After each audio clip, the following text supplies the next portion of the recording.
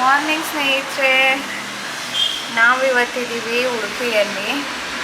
So Udupi explore ಮಾಡೋದಿದೆ ಇವತ್ತು. ನೆನ್ನೆ ರಾತ್ರಿ ನಾವು ಉಡುಪಿಗೆ ರೀಚ್ ಆಗಿದ್ದು. ರೂಮಲ್ಲಿದ್ದೀವಿ ಈಗ. ನಮ್ಮ ರೂಮ್ ಬಂದು ಎಕ್ಸಾಕ್ಟ್ KSRTC ಬಸ್ ಸ್ಟ್ಯಾಂಡ್ ಆಪೋಸಿಟಲ್ಲಿ ಇದೆ. ನೆನ್ನೆ ರಾತ್ರಿ 10:30 ಆಗಿತ್ತು ನಾವು ಊಟ ಮಾಡಿ ಮನೆಗೆ ಬಂದಾಗ. ಎಷ್ಟು ಸೆಕೆ ಅಂತೀರಾ, ಒಂದು ನೈಟಲ್ಲೇ ಒಣಗೋಗಿದೆ. ಸಖತ್ತು ಸೆಕೆ. ರೂಮಲ್ಲಿ AC ಇಲ್ಲದೆ ಫ್ಯಾನ್ ಇಲ್ಲದೆ ಇರೋದಕ್ಕಾಗೋದೇ ಇಲ್ಲ. ಬಾತ್ರೂಮಲ್ಲಿ ಕುತ್ಕೊಂಡ್ರಂತೂ ಫುಲ್ ನೀರೇನೆ. ಸೊ ಈಗೆಲ್ಲರೂ ಎದ್ದಿದ್ದೀವಿ. ಸಾನು ಮತ್ತು ನಾನು ಬೇಗನೆ ಎದ್ವಿ. ಅವಳು TV ಇದೆ, ಆದರೆ ಅವಳ ಕಾರ್ಟೂನ್ ಚಾನಲ್ಸ್ ಬರ್ತಾ ಇಲ್ಲ, ಅದಕ್ಕೆ ಮೊಬೈಲ್ ಹಿಡ್ಕೊಂಡು ಕೂತಿದ್ದಾಳೆ. ಆ್ಯಂಡ್ ರೂಮ್ ನೋಡ್ಬೋದು ನೀವು ಎಷ್ಟು ಮೆಸಪ್ ಆಗಿದೆ ಅಂತ. ಇದನ್ನೆಲ್ಲ ಈಗ ನಾವು ಕ್ಲೀನ್ ಮಾಡಬೇಕು. ನೆನ್ನೆ ರಾತ್ರಿ ಜಸ್ಟ್ ಬಂದು ಬಟ್ಟೆ ಎಲ್ಲ ಚೇಂಜ್ ಮಾಡಿ ಹಾಗಾಗಿ ಹಾಕ್ಬಿಟ್ಟು ಮಲ್ಕೊಂಡ್ಬಿಟ್ಟಿದ್ವಿ. ಸೊ ಇವತ್ತಿನ ನಮ್ಮ ಪ್ಲ್ಯಾನು ಎಲ್ಲಿಗೆ ಹೋಗೋದಿದೆ ಬನ್ನಿ ಸ್ನೇಹಿತರೆ ನೋಡೋಣ. ಹೇಳಿದ್ನೆಲ್ಲ ತುಂಬ ಹೊತ್ತಾಯಿತು ಎದ್ದು ನಾವು, ಅದಕ್ಕೆ ಡ್ರೈ ಫ್ರೂಟ್ಸ್ ತೆಗೆದುಕೊಂಡು ಇಟ್ಕೊಂಡಿದ್ದೀನಿ ತಿನ್ನೋಣ ಅಂತ. ಬಿಸ್ಕೆಟ್ ಇಲ್ಲೇ ತೊಗೊಂಡಿದ್ದೆ. ಪಾರ್ಲೆಜಿ ತಿಂದು ಎಷ್ಟು ದಿನಗಳಾಗ್ಬಿಟ್ಟಿತ್ತು, ಅದಕ್ಕೆ ಪಾರ್ಲೆಜಿ ಟೇಸ್ಟ್ ಮಾಡೋಣ ಅಂತ ತೊಗೊಂಡಿದ್ದೇನೆ. ಅದನ್ನು ಇವಾಗ ನಾನು ಸಾನು ಕೂತ್ಕೊಂಡು ತಿಂತೀವಿ. ರಾಜೇಶ್ ಅಂತೂ ಬಿಸ್ಕೆಟ್ ತಿನ್ನಲ್ಲ.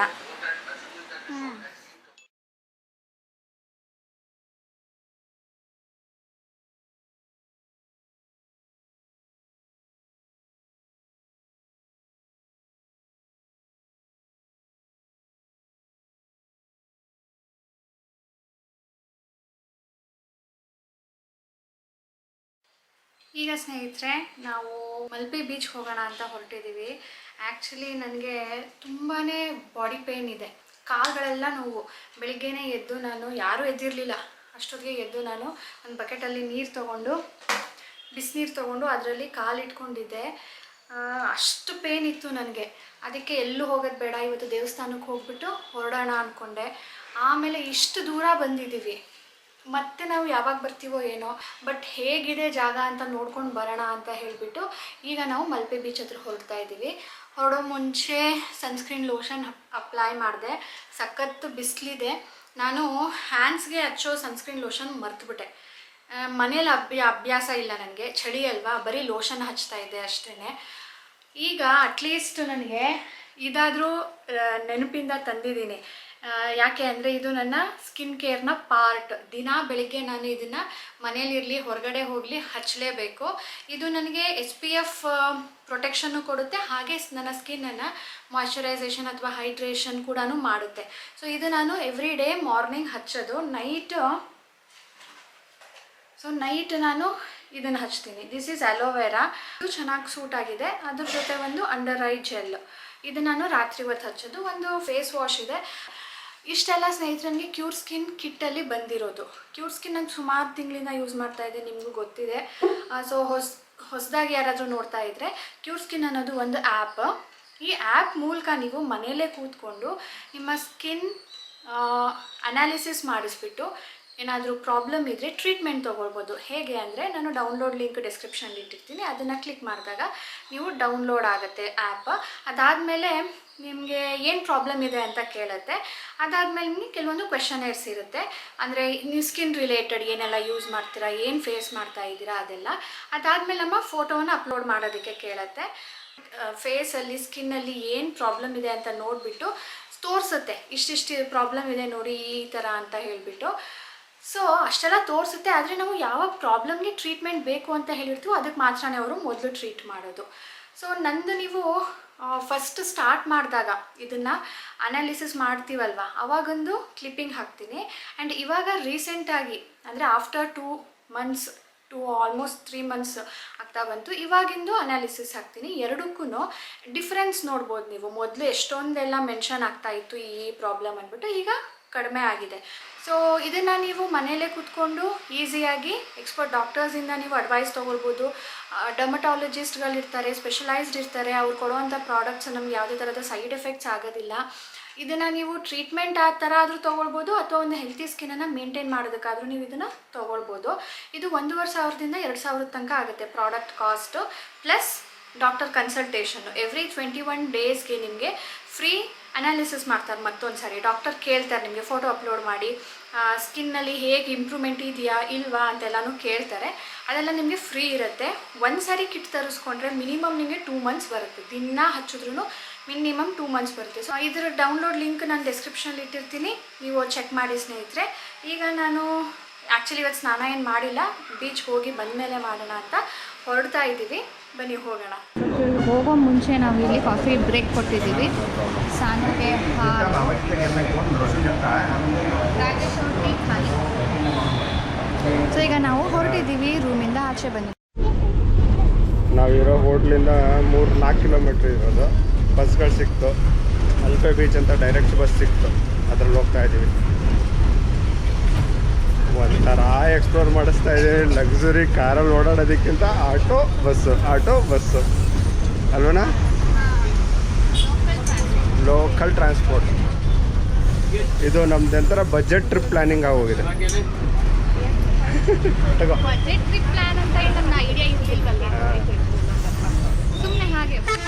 ಮಲ್ಪೆ ಬೀಚ್ಗೆ ಹೋಗೋ ರಾಸ್ತೆಯಲ್ಲಿ ಇಳಿದಿದ್ದೀವಿ. Malpe beach stop. ಎಲ್ಲ ಬಸ್ ಕೊಡ್ತಾ ಸ್ಟಾಪ್ ಗೊತ್ತಿಲ್ಲ. ನಾವು ಬಂದಿದ್ದು ಪ್ರೈವೇಟ್ ಬಸ್ಸಲ್ಲಿ ಅವ್ರು ಸ್ಟಾಪ್ ಕೊಟ್ಟು ಹೋದ್ರು. ಮಲ್ಪೆ ಅನ್ನೋದು ಸಪ್ರೇಟ್ ಬಸ್ ಸ್ಟ್ಯಾಂಡ್ ಇದೆ, ಮಲ್ಪೆ ಬೀಚ್ ಸಪ್ರೇಟ್ ಇದೆ. ಸೊ ಈಗ ನಾವು ಮಲ್ಪೆ ಬೀಚ್ ಸ್ಟಾಪಲ್ಲಿ ಇಳಿದು ನಡ್ಕೊಂಡು ಹೋಗ್ತಾ ಇದ್ದೀವಿ. 9:40 ಆರಾಮಾಗಿ ಸುತ್ತಾಡ್ತಾ ಇದ್ದೀವಿ. ಬೆಂಗಳೂರಿನ ಗಾಳಿ ಗಂಧ ಇಲ್ಲದೇ, ಮೊಬೈಲ್ ನೆಟ್ವರ್ಕ್ ಇಲ್ಲದೇ ಕರೆಕ್ಟಾಗಿ 3 ದಿನ ಹೇಗೆ ಹೋಯ್ತು ಅಂತಲೇ ಗೊತ್ತಾಗಲಿಲ್ಲ ಅಲ್ಲ? 4 ದಿನ. ಶುಕ್ರವಾರ, ಶನಿವಾರ, ಭಾನುವಾರ ಮುಗೀತು. ಇವತ್ತು ಸೋಮವಾರ ಆಗೋದುಂಟು. Malpe shopping street starts. ಸಾನು ಸೈಜ್ ಸಾನು ಏನು ಹೇಳ್ತಿರೋದು, ಅಲ್ಲಲ್ಲಿ ಹೋಗ್ತೀನಿ, ನನಗೆ ಅಲ್ಲೆಲ್ಲ ಏನಾದರೂ ಕೊಡಿಸ್ಬೇಕಪ್ಪ ನೀವು ಅಂತ.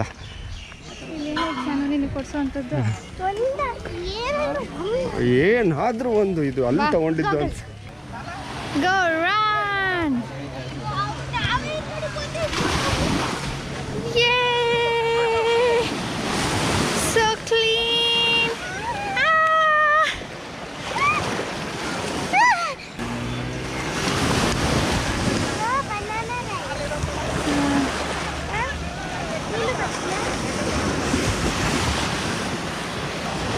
ಉಡುಪಿಗೆ ಬಂದಮೇಲೆ ಹೇಗೆ ಮಿಸ್ ಮಾಡೋದು, ಆಟ ಆಡೋದ್ರ ಚಿಂತೆ ಇಲ್ಲ. ಒಂದು ರೌಂಡ್ ಹೋಗಿ ಬರೋಣ, ನಾವು ನೋಡ್ದಂಗಾಗುತ್ತೆ, ನಿಮಗೂ ತೋರಿಸ್ದಂಗಾಗುತ್ತೆ ಅಂತ ಬಂದಿರೋದು ಇವತ್ತು. ಇಲ್ಲ ಅಂದಿದ್ರೆ ಡೈರೆಕ್ಟ್ ದೇವಸ್ಥಾನ ಅಂತ ಪ್ಲ್ಯಾನ್ ಇದ್ದಿದ್ದು. ಹೌದು, ಫಿಶ್ ಸ್ಮೆಲ್ಲು. ನೋಡಲ್ಲಿ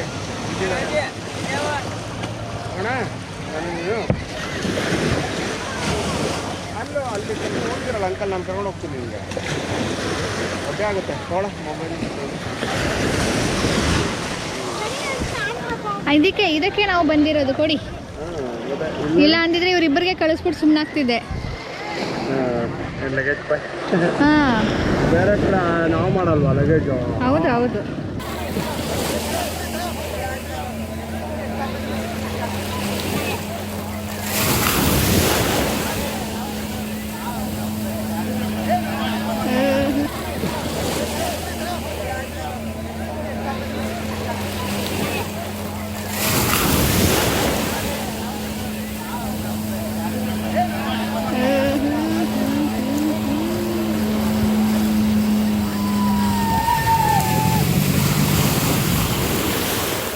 ಸಖತ್ ವಾಟರ್ ಸ್ಪೋರ್ಟ್ ಇದೆಪ್ಪ ಇಲ್ಲಿ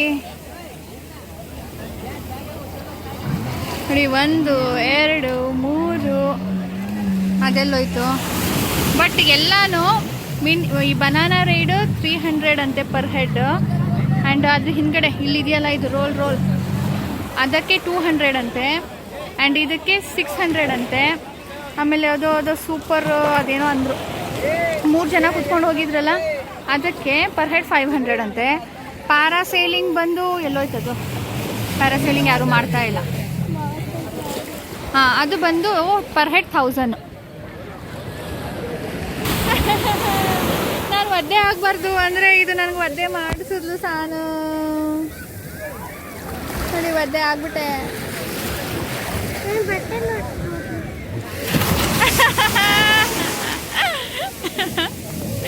ಎಷ್ಟು ದೊಡ್ಡ ದೊಡ್ಡ ಅಲೆ ಬರ್ತಿದೆ. ಸಾನು ಡೋಂಟ್ ಸಾನು ಬಾರಿ ಕೆಡ್ಗೆ ಆಗ್ಬಿಟ್ಟಿದ್ದಾಳೆ.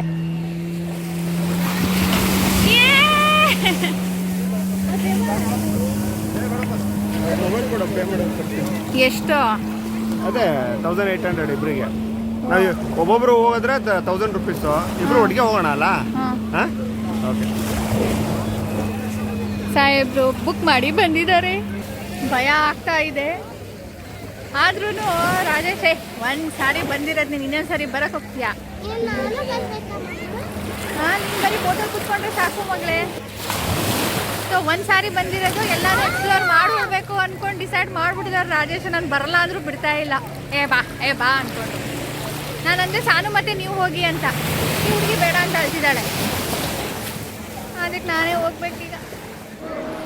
ಫ್ರೆಂಡ್ಸ್, ಪ್ಯಾರಾಸೈಲಿಂಗ್ ಹೋಗ್ತಾ ಇದ್ದೀವಿ. ಮೇಡಮ್ ನೋಡಿ ಫಿಂಗರ್ ಕ್ರಾಸ್ ಮಾಡ್ಕೊಂಬಿಟ್ರು ಆಲ್ರೆಡಿ.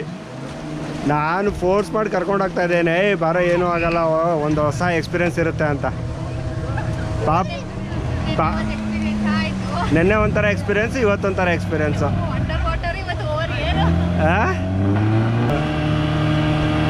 ಓಕೆ, ಎಲ್ಲ ಹೊಸ ಹೊಸ ಥರ ಎಕ್ಸ್ಪೀರಿಯೆನ್ಸ್. ಲೈಫಲ್ಲಿ ಏನಿರಬೇಕು? ಎಕ್ಸ್ಪೀರಿಯೆನ್ಸಸ್ ಇರಬೇಕು. ಎಕ್ಸ್ಪೀರಿಯೆನ್ಸಸ್ ಏನಕ್ಕಾಗಬೇಕು? ಮೆಮೊರಿ ಕ್ರಿಯೇಟ್ ಮಾಡೋದಕ್ಕೆ. ಸಾನು ಪಾಪಾಗೆ ನೆಕ್ಸ್ಟ್ ಟೈಮ್ ಬಂದಾಗ ಕರ್ಕೊಂಡು ಹೋಗ್ತೀನಿ. ಓಕೆನಾ ಪುಟ್ಟ? ಮಮ್ಮ ಧೈರ್ಯದಿಂದ ಬಂದರೆ ನೀನು ಅದಕ್ಕಿಂತ ಧೈರ್ಯ ಅಲ್ವಾ ಅಂತ ಹೋಗ್ಬೋದು. ಬೇರೆ ರೈಡು ಕರ್ಕೊಂಡು ಹೋಗ್ತೀನಿ ನಿನಗೆ. ಓಕೆನಾ? ಹಾಂ, ಸೋಫಾ ರೈಡ್ ಹೋಗುವ. ತುಂಬ ಚೆನ್ನಾಗಿದೆ ನೋಡಿ ಮಲ್ಪೆ. ಸ್ಪೀಡ್ ಇದು ನಾರ್ಮಲ್ ಬೋಟಲ್ಲಿ ಕರ್ಕೊಂಡು ಬಂದು ಇಲ್ಲಿ ಪ್ಯಾರಾಸೈಲಿಂಗ್ದು ಸ್ಪೀಡ್ ಬೋಟಲ್ಲಿ ಕರ್ಕೊಂಡು ಹೋಗ್ತಾರೆ. 2 ಬೋಟಿಂಗ್ ಶಿಫ್ಟಿಂಗ್ ಇರುತ್ತೆ, ಒಂದರಿಂದ ಒಂದು. ಡಬಲ್ ನಾನು ಇವರು ಟಿಕೆಟ್ ಕೊಟ್ಟೆಲ್ಲ. ಹಾಂ, ಬಂದ ತಕ್ಷಣ ಟಿಕೆಟ್ ಕೇಳ್ತಾರೆ. ಟಿಕೆಟ್ ಇಲ್ಲ ಅಂದರೆ ಎಂಟ್ರಿ ಕೊಡೋಲ್ಲ. ಅಲ್ಲಿ ಟಿಕೆಟ್ ತೊಗೊಂಡಾದ್ಮೇಲೆ ಜ್ಞಾಪಕದಿಂದ ಟಿಕೆಟ್ ತೊಗೊಂಡು ಬನ್ನಿ. ನಾಯ್ ಪಾಪ ತು ಬಸ್ಸು ಜೇ, ಡೋಂಟ್ ವರಿ.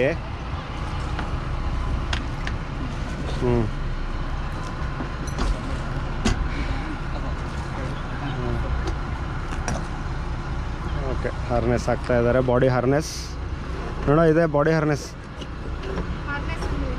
ಅದೇ ಬಾಡಿಗೆ ಹಾಕೋದು ಇಟ್ಕೊಳ್ಳಿಕ್ಕೆ.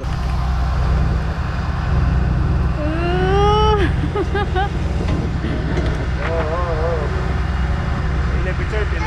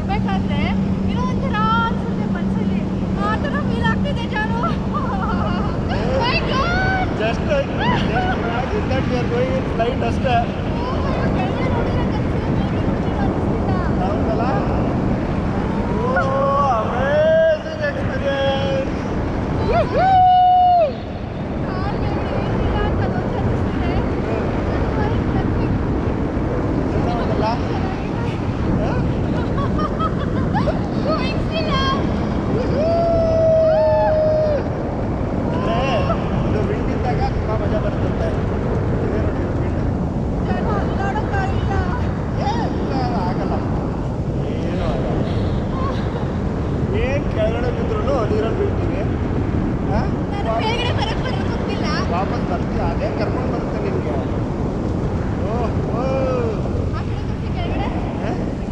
ಕೆಳಗಡೆ ಸರೌಂಡಿಂಗ್ ಏನು ಮೊಬೈಲ್ ಇಟ್ಕೊಡುವ.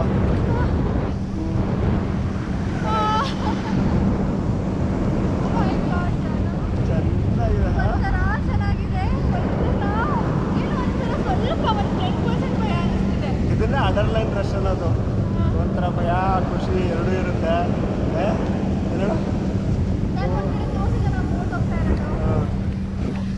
ಬೋಟ್ ನೋಡಿ ಅಲ್ಲಿ ಹೋಗ್ತಾ ಇದೆ. ಒಂದು ರಾಶಿ ಆಗಿದೆ. ಯಾವ ರೋಡ್?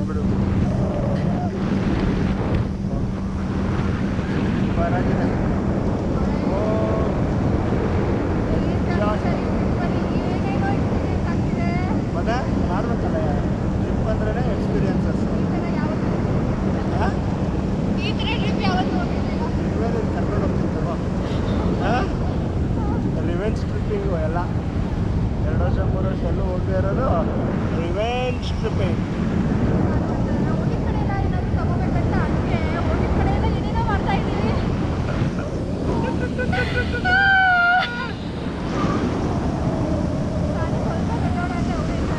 ಅವಳು ಕರ್ಕೊಂಡು ಹೋಗ್ತೀವಿ.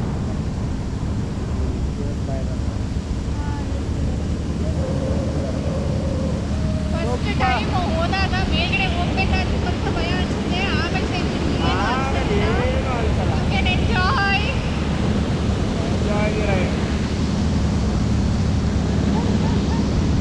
ಸಾನು ಸಾನು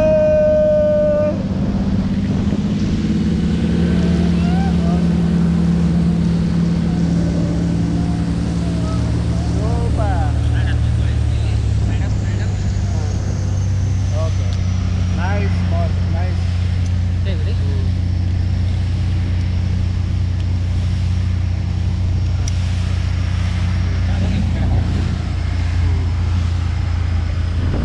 ಅಬ್ಬಾ ಚೆನ್ನಾಗಿತ್ತು ಬಂಗಾರಿ. ಓಕೆ ಹಾಂ ಇಲ್ಲ ಇಲ್ಲ ಹೋಗ್ತೀಯಾ ನೀನು ಇದರಲ್ಲಿ ಕರ್ಕೊಂಡು ಹೋಗ್ತೀನಿ ಓಕೆನಾ.